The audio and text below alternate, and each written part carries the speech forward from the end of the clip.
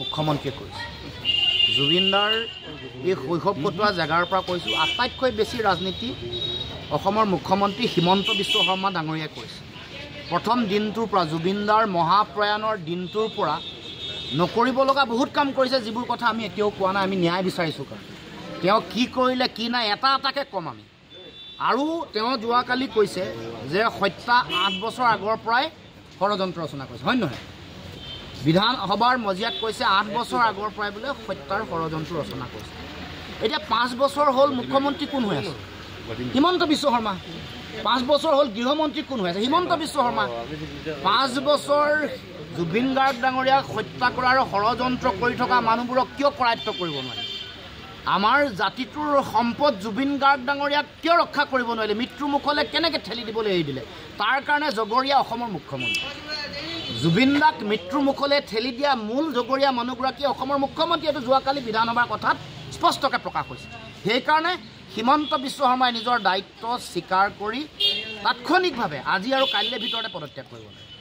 কাৰণ 8 বছৰ আগৰ পৰা হত্যাৰ ষড়যন্ত্ৰ চলি থকা বুলি অসমৰ মুখ্যমন্ত্ৰীয়ে যেতিয়া ক'লে, 5 বছৰ যদি মুখ্যমন্ত্ৰী হৈ আছে, গৃহমন্ত্ৰী হৈ আছে, সকলো কথা জানে, ইণ্টেলিজেঞ্চ আছে, ৰক্ষণাবেক্ষণ দিব পৰা নাই। ৰক্ষণাবেক্ষণ নিদি মৃত্যুৰ মুখলৈ এৰি দিলে দায়িত্বটো কাৰ হ'ব? মৃত্যুৰ যদি আগজাননী পাইছে মুখ্যমন্ত্ৰীয়ে তেতিয়াহ'লে, আৰু তেওঁ বাৰে বাৰে কৈ আছে, তেওঁ SIT গঠন কৰাৰ আগতো ক'লে হত্যা হোৱা বুলি, এতিয়াও চাৰ্জশ্বিট দিয়াৰ আগতে দৃঢ়তাৰে কৈছে তেওঁক হত্যা কৰা হৈছে বুলি। এই কথা বতৰাবোৰ বাৰে বাৰে কৈ থকাৰ পিছত আমি দুদিনমানৰ আগত সুধিছিলোঁ যে আপুনি জনাকে হত্যা হৈছে নেকি? তেওঁ কালি তাতকৈ আগলৈ গৈ ক'লে যে 8 বছৰ আগৰ পৰা হত্যাৰ ষড়যন্ত্ৰ ৰচনা কৰা হৈছে। তাৰমানে আপুনি চব জানে। চব জনাৰ পিছত ৰক্ষণাবেক্ষণ জুবিন দাক জাতীয় সম্পদক কিয় ৰক্ষা কৰিব নোৱাৰিলে? তাৰ কাৰণে আপুনি জগৰীয়া নহয় নেকি? আমি প্ৰশ্ন উত্থাপন কৰোঁ। না, দেখা গৈছে এতিয়া মুখ্যমন্ত্ৰীক কৈছে যে চাঁদাবাদী নালাগে, কিন্তু দেখা গৈছে বিজেপিয়ে আজি দেখা গৈছে যে চাঁদাবাদী আৰম্ভ কৰিছে। কিছু আজি দেখা গৈছে যে কৰি এটা আমি অসম জাতীয় পৰিষদে আজি বৰাক উপত্যকালৈ আহিছোঁ। দুটা লক্ষ্য আৰু উদ্দেশ্য। এটা আমি সমন্বয়ৰ মহান বাৰ্তা এটা বিলাবৰ কাৰণে, কাৰণ আমি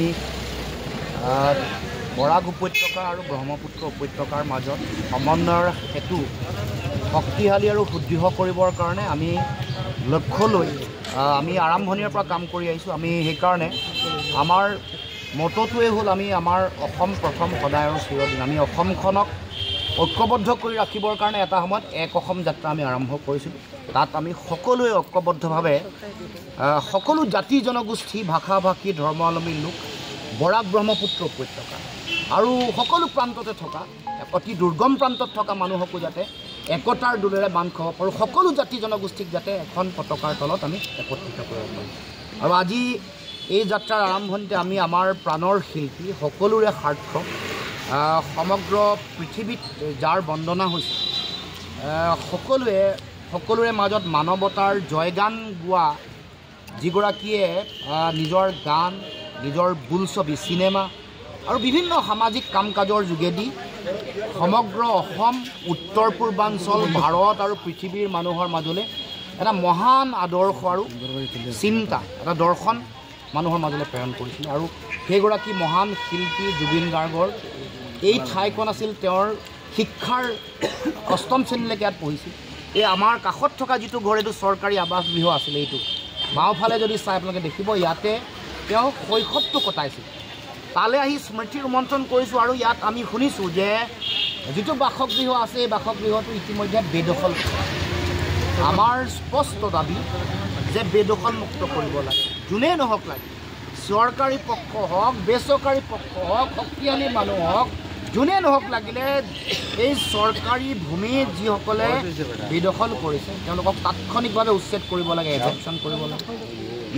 এই অঞ্চলটোত কাৰণ ওচৰত চৰকাৰী অনুষ্ঠানো আছে, ইয়াত জুবিনদাৰ স্মৃতি যুগমীয়া কৰিবৰ কাৰণে, সমন্বয়ৰ শক্তিশালী বাৰ্তা প্ৰেৰণ কৰিবৰ কাৰণে এটা স্মৃতিসৌধ নিৰ্মাণ কৰিব লাগে। নতুবা যিকোনো প্ৰকল্প হ'ব পাৰে, যিকোনো প্ৰজেক্ট হ'ব পাৰে, চৰকাৰে সিদ্ধান্ত ল'ব, প্ৰশাসনে সিদ্ধান্ত ল'ব। কিন্তু ইয়াত যেতিয়াই জুবিনদাৰ নামত স্মৃতি বিজড়িত, ইয়াত যদি কোনো ধৰণৰ স্মৃতিচিহ্ন থাকে, তেতিয়াহ'লে সমন্বয়ৰ বাৰ্তাটো অধিক শক্তিশালী হ'ব। বিজেপি এইটোতো তথ্যই কৈছে ন, তেওঁলোকৰ বেংকত যিমান পইচা জমা হৈ আছে, যিমানবোৰ তেওঁলোকে এই যে মাজতে এটা ইলেক্ট্ৰেল বণ্ডৰ কাৰণে কোৰ্টে সকলো তথ্য বিচাৰিছিলে নহয়। জুবিন গাৰ্গক লক্ষ্য আৰম্ভ কৰিছিল। জুবিন গাৰ্গ ডাঙৰীয়াক লোৱাটো এইটো লাজ লগা কথা, দুৰ্ভাগ্যজনক কথা। জুবিন গাৰ্গৰ যিকোনো অনুষ্ঠান পাতিবলৈ বিজেপিয়ে যদি পদূলিয়ে দুৱাৰ মুখে যদি পইচা তুলি ফুৰিছে, তেতিয়াহ'লে ইয়াতকৈ জাতিটোৰ কাৰণে ডাঙৰ লাজ লগা আৰু মানে কথা, দুখ লগা কথা একো হ'ব নোৱাৰে। এইটো অত্যন্ত দুৰ্ভাগ্যজনক। এনেকুৱা কাম যাতে নকৰে। আৰু তেওঁলোকৰ এইটো স্বভাৱেই হয় চান্দা তুলি থকাটো বিজেপি। পৃথিৱীৰ আটাইতকৈ ডাঙৰ আৰু শ্ৰেষ্ঠ চান্দা পাৰ্টি হৈ গ'ল বিজেপি। আজি আপোনাৰ